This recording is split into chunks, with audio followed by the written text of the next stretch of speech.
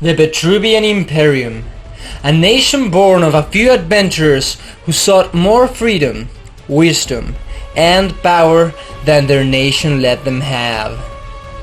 The Asterian Empire, due to the imminent lack of magical resources caused by the indiscriminate and bold use of magical crystals by the Asterian people, decided to create the Third Mandate, a series of rules and guidelines to a safe and prudent use of magical crystals, punished by imprisonment. But the Asterian folk didn't see this as a mere set of rules, but a violation to their basic rights and fundamental beliefs. Therefore, some, in search for freedom and tales of fertile lands where they could find a new magical resource, left the Asterian Empire.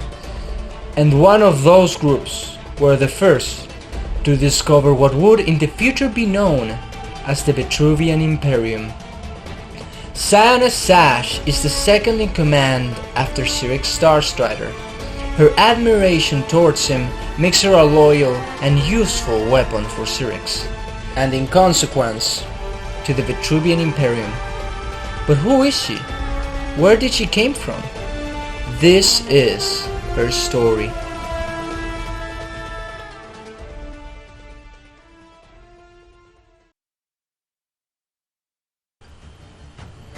Chapter 1.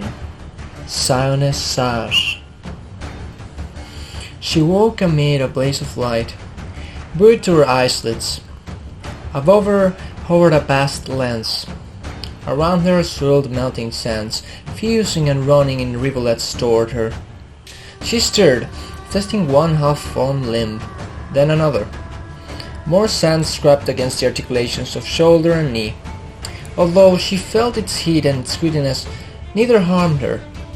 Not until much later would she understand that the rite of melding could injure, could even go wrong. Song rose around her, counter melodies twinging in and out of each other. She lifted her head and scrabbled upward through the resisting sands, seeking a clear view. She could, after a fashion, swim through it. With one nascent hand, she reached out. The incomplete fingers, stubby, melted off and dripped back into the pit before she could finish the gesture.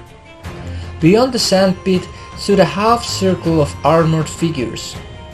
Their voices reverberated oddly from behind their sand metal masks, so they were the source of the winding song. The air around the figures shimmered oddly, as though through a labyrinth of mirrors she glimpsed an ancient city, tall and many-towered, with fountains that threw rainbows across the alabaster streets.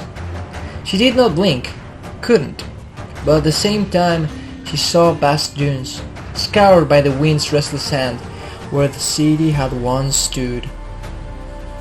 Through some process that she understood but dimly, the contraption of lenses that focused the light on her existed in both times at once, and the song was dragging it from the time past into time present. For a moment, she forgot her struggle to free herself from the pit, entranced both by the conceptual intricacy of the music and the connection it wove between two disparate times. She wanted to know more about the song, and the singers, the city and the sands. Once more she attempted to swim upward through the pit's swirl of molten sand metal. This time she enjoyed better success. It helped that her limbs were beginning to coalesce. The lens focused ever brighter light upon her. Later, she learned that one of her people would not have stared directly at the lens and into the sun. Not for the length of time she did. With the entirety of her head held out of the metal, she cried out. Her voice sounded scratchy, hoarse, but she found her way to words. I want to sing, she said. They hadn't heard her, no surprise. Even the wind's dry susurrus was louder, so she tried again. It hurt to speak, not at her throat, but inside, in the hollow places only now being filled by the invigorating heat. The figure at the head of the semicircle detached itself from the others and strode forward. Chapter 2. Scion's Second Wish. She could not free herself of the melding pit, although her form became more and more solid by the moment. At the edge of the pit, the semicircle of armored figures continued to sing. The tallest one detached itself from them. It walked into the pit and toward her, unharmed by the ritual. Later, she would learn that they took pride in never flinching from heat, or sand, or metal, and strived to emulate his courage. He did not kneel, but offered his gauntlet hand. She hesitated, worried that her fingers would melt off as they had the first time she had reached out. But his steadiness reassured her, and she grasped his hand. He hauled her to her feet. You created me, she said, wondering. I am Six Star Strider, he said, and you are my first success. He gestured at the waiting semicircle of sand metal sheeted figures. The Rite Masters, Merge Masters, and I have worked long and hard toward this moment. Our first Scion, an empty sand shield, sentient in her own right. She lifted her hands and studied them. Empty, yes, despite the animating principle of heat. She sensed the truth of that. The man before her was also armored in a sand shield, but it served as a carapace for something within, a being of flesh and sinew and bone. The Mirage Master brought the city, she said. We excavated a melding machine from the past to make this possible, Cyrix said. The resources of every era are open to us. Involuntarily, she cast her gaze back toward the Phantom City and its minarets. Half a step into a dream, and she would be able to climb the stairs, see what its inhabitants had seen from the high walls. She could not tell how far away it was, or how near, but the lens apparatus shone behind her, indisputably solid. You will need a name, Cyrix added. What do you want to call yourself? She had language, knew words, but she had not until that moment realized the importance of names. Nevertheless, she knew what to say. Give me a name that will please you. A name from the old city. At first, she could not tell if she had displeased him. Then, Cyrix nodded. You will be Sajj, he said, after a soldier who fell defending the city from invaders in a time long ago and far away. Shards of a sword, pulled out of the past battle, are part of you now. Sajj, she repeated. I will serve you as she served. This time, when he spoke, approval warmed his voice. Then, welcome to the Vitruvian Imperium, Sajj. She knew then that she would brave anything to further Cyrix's ambitions.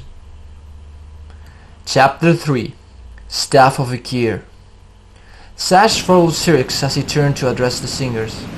The rite is complete, he said, and to Cyrix, it is time to let the masses recover from the ordeal. It is no small thing, bringing past and present together. She would later wonder how true this was. After all, Cyrix himself was living proof of the past folded up with the present. Old grudge informed current action. In the days to come, she would learn of his own history with the melding rite, and why he refused to succor from gods, or allow his people to do so either. Sajj's own existence proved that people could thrive without the gods meddling. In a strange way, she had Cyrix's father's misguided faith in Eos to thank for her creation. By then, Sajj knew better than to express that sentiment aloud. As it turned out, the future, too, could interfere with the present. The air shimmered again. Prismatic light hauled Cyrix and glinted off the curves and angles of the sand shields. Swords clanked as the masters drew, preparing to defend their general. One of the masters bellowed, "Who dares profane the rite?" A newcomer stepped out from between the interstices of light and air. She recognized him, even if the others did not. Yet.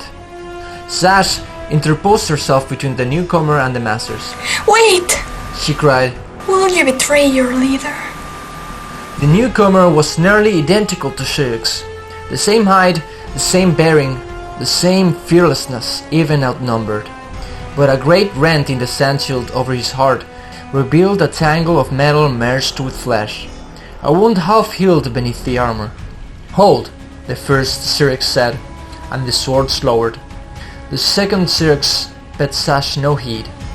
"I bear you a warning," he said to his counterpart. "Speak," the first Cirque said, his tone unpromising.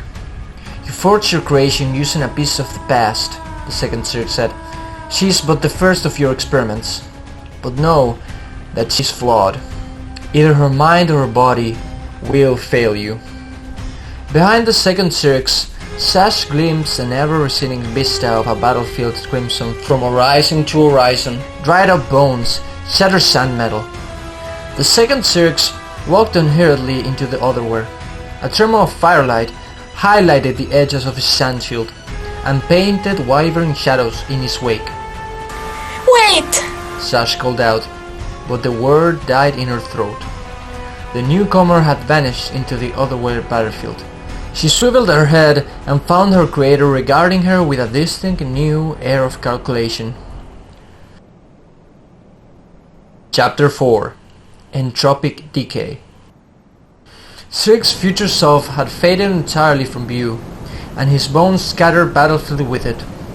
Sajj wondered how many days, weeks, years would pass before she encountered it again, except in the present day, or whether the future existed only in potential, with other possibilities that opposed it. Her later fascination with the prophecy had its root in that curiosity. Sajj knelt before Cirque. I will serve you, no matter what my future holds. She said. No matter what our future holds. She thought. Don't be concerned about it, Cirque said, clasping her shoulder. I will make use of you. My troops require an additional general. She could think of many things to say to him. Don't leave me, and let me be useful to you, and I will not fail. But deeds, not words, would persuade him best. One of the masters bowed to Cirque. Cirque, she said, the other Mirage Masters and I wish leave to bring your Scion with us into seclusion. It might be that we can identify and correct her flaw. You need not put her at risk yet. I wish to stay with Cirque, Sajj said. And so you shall, he said. The master huffed. Cirque! No, he said. I will take her into battle with me, and there she will prove herself before me, and before the eyes of the Imperium. To Sajj, he said. Come with me, and we will begin your training. Sajj followed him away from the pit with his huddle of masters, to the straight path with its perfectly fitted cobbles. She walked in lockstep with Cirque. If this suited him, he gave no sign. You will need to learn many things, Cirque said. The sword arts, strategy and tactics, logistics. We may need a minimum of water thanks to the sand shields, but we still require star crystals from which to source our magic and spare weapons. And much else besides. And most of all, you must show through example that the gods are not to be trusted. Everything we need, we can make ourselves. As they reached the pass, the gate guards saluted Cirque. He acknowledged them with a curt nod. They did not question Sajj's presence. Thus, she learned that Cirque ruled here, and that no one of right mind questioned him. There will be more Scions, she said. If she was part of his plan, and he had said so, then he would need more soldiers like her. Yes, Cirque said, but there will only be one like you. At the time, Sajj took this as a sign of his regard for her, not an illusion of her doom.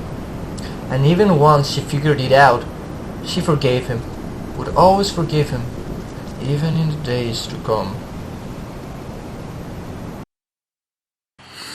Hey, thanks for watching. You can like this video if you enjoyed it, and please leave a comment down below if you have any suggestions for the video. I upload every week, but you can always subscribe to see when I upload. I plan on uploading always on Mondays, and I want to do every general's lore, and after that do the individual cards lore. You can follow me on Twitter to know if any video is delayed, or Twitch to see bonus streams. I stream Monday, Wednesdays and Fridays. Big thanks to my friend Gabby who voiced Scioness Sajj. You can check out her channel where she does covers and other kind of stuff in the description. You can also use the code darens to register in the Duelyst page and get benefits like gold and packs. And yeah, thanks for watching, and see you next week. Goodbye.